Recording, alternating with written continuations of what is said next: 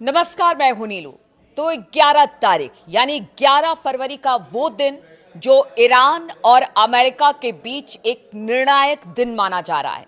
और ये निर्णायक दिन क्यों माना जा रहा है, दो बातें इसमें निकलकर सामने आ रही है। एक तो बेंजामिन नेतन्याहू अमेरिका पहुंच रहे हैं, डोनाल्ड ट्रंप से उनकी मुलाकात होगी। ईरान को लेकर क्या किया जाए, क्या करना है, किस तरह से प्रेशर बनाने की कोशिश नेतन्याहू की तरफ से होगी, ये 11 तारीख इस लिहाज से भी इंपॉर्टेंट है। साथ ही अगर इस्लामिक इनकलाब की बात की जाए जो ईरान में हुआ था और उसके बाद पूरी सत्ता और पूरी रिजीम वहां पर बदल गई थी, उसके बाद खामनेई साहब वहां पर आए और उसके बाद से अब तक वो ईरान पे शासन कर रहे हैं, यानी सुप्रीम कमांड है वहां के। उसकी एनिवर्सरी है और इसको लेकर कहा यह जा रहा है कि ईरान की सड़कों पर कल जितने अली खामनेई साहब के अलावा उनके जितने भी सलाहकार हैं, बड़े टॉप लीडर्स, बॉसेस हैं, वो सब दिखाई देंगे। और यहां से एक संदेश देने की कोशिश ईरान की तरफ से होगी कि उनके साथ जनता है और वो अब और इजराइल अमेरिका को बर्दाश्त नहीं करेंगे। कल टीवी पर खुद खामनेई साहब आकर कहते हैं कि देखिए, यह हमारे लिए एक बहुत बड़ा दिन है, इस्लामिक इनकलाब का वो दिन जिसे याद किया जाएगा और सभी सड़कों पर उतरेंगे। अली खामनेई साहब की बात की जाए तो किस तरह से उनके फॉलोवर है पूरी दुनिया में, और बहुत सारे दर्शक भी हमें कमेंट करते रहते हैं कि देखिए, शिया और सुन्नी वो अलग बातें हैं, हम सब अली खामनेई को मानते हैं, उनको फॉलो करते हैं। और कल जब ईरान की सड़कों पर यानी 11 फरवरी का वो दिन दो चीजों के लिहाज से बहुत महत्वपूर्ण होने वाला है, यानी कि एक तरफ मुलाकात इजराइल और अमेरिका की, और दूसरी तरफ ये जो दिन है जिसको ईरान एक विक्ट्री के तौर पर मनाता है, उस दिन पर देखना होगा कि कौन कौन सामने आता है और किस तरह से वो ये देखने की कोशिश करेंगे कि ईरान की जनता कितना उनके साथ है। क्योंकि पीछे हमने देखा था किस तरह से जो वहां पर प्रदर्शन हुए थे और कहा यह जा रहा था कि जो रिजीम है पुराने, उसको अपदस्थ करने की कोशिश है, अली खामनेई साहब को हटाने की कोशिश है। इसको भी भांपने की कोशिश यहां पर अली खामनेई और उनके सहयोगी और सलाहकार करेंगे कि क्या मूड है जनता का। जो स्टैंड उन्होंने अमेरिका और इजराइल के लिए लिया है, क्या उस मूड को मानने को और उसको सपोर्ट करने को लेकर ईरान की जनता तैयार है। क्योंकि ईरान की असेंबली में हमने देखा कि लगातार यही कहा जा रहा है कि अब और देर करने की जरूरत नहीं है, इजराइल और अमेरिका पर हमला ईरान खुद करे और हम उनके साथ खड़े हैं। लेकिन ईरान कूटनीतिक बातों का भी ख्याल रख रहा है, साथ ही साथ सैन्य तैयारी भी अपनी पूरी तरीके से मुस्तैद कर रहा है। अब बात पहले मुलाकात की करते हैं जो 11 फरवरी को होने वाली है, यानी कि ट्रंप और नेतन्याहू की। देखिए, ट्रंप चाहते हैं, ट्रंप ने अपने सारे सहयोगियों से बातचीत कर ली है, उनके सलाहकारों से बात कर ली है, सेना प्रमुखों से बात कर ली है, और सबका यही मानना है कि अभी बातचीत से ही हल निकालने की कोशिश की जाए। लेकिन नेतन्याहू डिस्परेट हैं इस वक्त कि नहीं, इस वक्त सही समय है, हमला करने का समय है, ईरान में अंदरूनी हालात बेहतर नहीं है और ये सही समय है ईरान पर हमला करें, वरना तो उनकी सुपरसोनिक बैलिस्टिक मिसाइलें इजराइल पर गिरेगी। वो भी 12 मिनट के अंदर बताया जा रहा है कि कुछ ऐसे सुपरसोनिक मिसाइलें हैं जो कि बिल्कुल 12 मिनट में ईरान के अंदर माफ कीजिएगा, इजराइल के अंदर दाखिल हो जाएगी, जो बिल्कुल पूरी तरह से खत्म कर देगी। कौन कौन से शहर इजराइल के इसके निशाने पर है वो भी आपको बताएंगे। लेकिन नेतन्याहू का यही कहना है कि अब और देर करने की जरूरत नहीं है, ईरान को नक्शे से मिटाना है। इधर ईरान पूरी तरह से तैयार है कि अब और बर्दाश्त नहीं किया जाएगा। नेतन्याहू की जो दादागिरी इस वक्त पूरे उस एरिया, उस क्षेत्र में वो अपने आप को महाशक्ति मानता है, अब उसे और बर्दाश्त नहीं किया जाएगा। और पीछे कुछ दिनों में हमने देखा, जून में जिस तरह से अमेरिका और इजराइल ने मिलकर ईरान पर हमला किया, उसके बाद कहा गया कि तमाम जो परमाणु संयंत्र थे उनको नस्ल नाबूद कर दिया गया, खत्म कर दिया गया। तब भी ईरान ने कहा कि देखिए, हमारे अंडरग्राउंड परमाणु संयंत्र हैं और बहुत ज्यादा नुकसान नहीं हुआ है। वहां से ईरान ने अपने आप को रिपीट किया, यानी वहां से अपने आप को उबार कर लेकर गए और आज इस पोजीशन में है कि वो लगातार ट्रंप और नेतन्याहू को धमकी दे रहे हैं कि एक भी हमला आपके अस्तित्व के लिए संकट खड़ा कर देगा।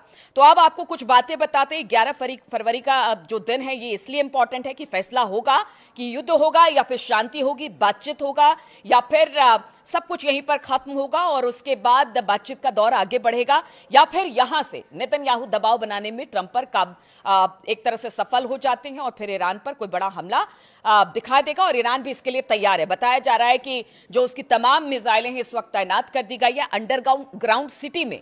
कल की बातचीत को लेकर ये सब कुछ हो रहा है और ईरान भी पूरी तरह से तैयार है।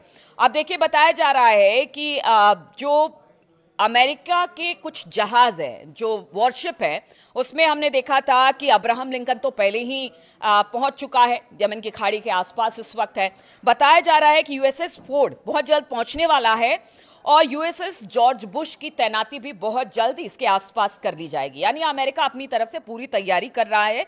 भले वो बातचीत की बात करता है, सैंक्शन की बात करता है, प्रोवोक करता है ईरान को, उस पर सैंक्शंस लगाता है, लेकिन फिर भी वो अभी भी संयम बनाए रखे हुए है। उसका कहना है कि बातचीत से ही इस मामले का हल निकाला जाए। तो इसको लेकर अमेरिका लगातार अपनी जितने वॉरशिप हैं या फिर लड़ाकू विमान है, जगह जगह इसका डिप्लॉयमेंट अभी भी तेजी के साथ आगे बढ़ा रहा है, जिसमें पहले तो अब्राहम लिंकन था, अब फोर्ड और जो जॉर्ज बुश है वो भी सामने आ गए हैं। खबर यह मिल रही है कि साइप्रस, जॉर्डन, कतर, सऊदी अरब, तुर्कमेनिस्तान और पुर्तगाल, स्पेन और जर्मनी में भी अब धीरे धीरे, यानी कि सिर्फ अरब देशों की बात नहीं की जाए जहां पर अमेरिकी युद्धपोत हो या फिर लड़ाकू विमान हो, इनके बहुत तेजी के साथ डिप्लॉयमेंट बढ़ाए जा रहे हैं। बल्कि अब तो जर्मनी, स्पेन, पुर्तगाल, यानी वो सब जगह पर जहां से हमला किया जा सकता है, यानी ईरान को घेरा जा सकता है, उन सब जगहों पर इस वक्त यूएस आर्मी धीरे धीरे अपने डिप्लॉयमेंट्स बढ़ा रही है। अब इस बीच एक खबर यह भी आई कि जैसे अगर अमेरिका कोई मूवमेंट करता है, वैसे ईरान भी उसको जवाब देने के लिए तुरंत तैयार रहता है। इसलिए कहा जा रहा है कि तुर्कमेनिस्तान के पास जैसे ही अमेरिकन डिप्लॉयमेंट्स देखने को मिला है, वैसे मैं लेबनान के कोला एरिया में हूं और आप देख सकते हैं कितनी तबाही हुई है। यहाँ मिसाइल भी दागी गई है, लॉन्च किया गया है ईरान की तरफ से। यानी ये बताने की कोशिश की गई है कि देखिए, आप जहां भी डिप्लॉयमेंट कर रहे हैं उन सब पर हमारी नजर है और हम हर उस जगह पर जहां के आपके डिप्लॉयमेंट्स हैं या जहां पर आपके जंगी जहाज खड़े हैं या लड़ाकू विमान है, हम हर उन जगहों पर जवाब देने को तैयार हैं। और ये पीछे हमने देखा भी था कि किस तरह से चीन की सैटेलाइट ईरान के लिए काम कर रही है। एक एक जगह के बारे में बारीकी से जानकारी ईरान को दे रही है और उसके बाद ईरान भी इसे लेकर सक्रिय हो रहा है। इसलिए कहा जा रहा है कि तुर्कमेनिस्तान में भी जिस तरह से अमेरिका की डिप्लॉयमेंट शुरू हुई, उसके बाद वहां से भी एक मिसाइल लॉन्च कर दिया गया ईरान की तरफ से। यानी सिर्फ ये बताने की कोशिश की गई है कि सिर्फ आप ही तैयारी नहीं कर सकते, हम भी तैयारी कर सकते हैं। अब दूसरी बात आपको बताते हैं कि देखिए, जो कल बात होगी ट्रंप और नेतन्याहू की, वो 4 बातों पर मतलब एक करीब 4 बातों का खाका है जिसको वो दबाव बनाने की कोशिश ट्रंप पर करेंगे। पहला तो बैलिस्टिक मिसाइल, जो उनकी हाइपरसोनिक बैलिस्टिक मिसाइल है, उनका प्रोडक्शन बंद कर दिया जाए। इस पर खासा जोर नेतन्याहू का रहने वाला है, ये कल भी मैंने आपको बताया था। इसके अलावा नेतन्याहू का ये कहना है कि देखिए, उनके जो तमाम शहर हैं इस वक्त ईरान के मिसाइलों के रेंज में है। उसमें से वो बताते हैं कि जैसे हाइफा है, तेल अवीव है, एस्कलॉन है, डिमोना है, जो उनका परमाणु संयंत्र है, वो भी उनके मिसाइलों के निशाने पर है। तो भाई, ये हम नहीं देख सकते कि उनकी एक मिसाइल आई और हमारे देश के किसी बड़े शहर को तबाह करके चली गई। इस पर भी बातचीत होगी। साथ ही ये कहा जा रहा है कि देखिए, जो कतर, ओमान, सऊदी अरब, कुवैत, जो अरब देश हैं, तुर्की को छोड़कर ये जो अरब देश है, अब वो भी धीरे धीरे ईरान के पक्ष में आ रहे हैं, जो कि ये सही नहीं है अमेरिका और इजराइल के लिए। इसका भी उनको खतरा है। और साथ ही साथ ये बताया जा रहा है कि देखिए, कोशिश यही करेंगे नेतन्याहू कि यही सही समय है, अगर अभी नहीं तो कभी नहीं। ऐसा नेतन्याहू का मानना है कि यह सबसे सटीक समय है जब आंतरिक हालातों से ईरान जूझ रहा है, अंदरूनी तौर पर वो कमजोर हुआ है, तो इस वक्त हमला करना ठीक रहेगा। इस तरह के दबाव बनाने की कोशिश ट्रंप पर, लेकिन आप जानते हैं ट्रंप मूडी है, उनके मन में जो आएगा वो करेंगे, जो उन्होंने डिसीजन लिया होगा वही करेंगे। इसलिए लोग 11 तारीख का इंतजार कर रहे हैं कि इस बातचीत के बाद क्या निकलकर सामने आता है। लेकिन डर इस बात का है कि जो बिगड़ैल आपके बच्चे हैं, इजराइल को बिगाड़ के अमेरिका ने रखा है, क्या वो ऐसा भी हो सकता है कि अमेरिका के मना करने के बाद भी इजराइल हमला कर दे ईरान पर? इस बात का भी डर है लोगों को, और इसीलिए ईरान ने अपनी जितनी सुपरसोनिक मिसाइलें हैं अंडरग्राउंड सिटी में तैनात कर दी है कि किसी भी हालात से निपटने के लिए वो पूरी तरह से तैयार है।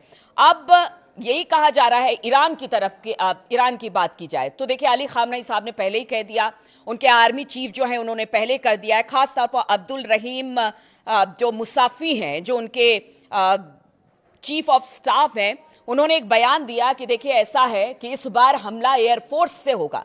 मैंने कल भी इसका जिक्र किया था कि आखिर क्या वजह है कि बार बार ईरान एयरफोर्स की बात कर रहा है। ईरान के बेड़े में क्या कुछ ऐसे फाइटर प्लेन्स जो नेक्स्ट जेन के हैं, जो तबाही मचा सकते हैं, क्या वो पहुंच गए हैं, जिसके बाद एयरफोर्स ईरान की इतनी खुलकर सामने आ रही है। और चीफ ऑफ स्टाफ भी ये कह रहे हैं कि हमला ऐसा होगा कि अमेरिका और इजराइल याद रखेगा। तो बार बार एयरफोर्स का भी जिक्र हो रहा है। मिसाइल से तो पहले ही अमेरिका और इजराइल परेशान थे। आप देखिए अगर एयरफोर्स में भी किसी लड़ाकू कोई ऐसा फाइटर प्लेन या लड़ाकू विमान आ जाता है जिससे तबाही मच जाएगी इजराइल अमेरिका में, तो फिर उसका क्या।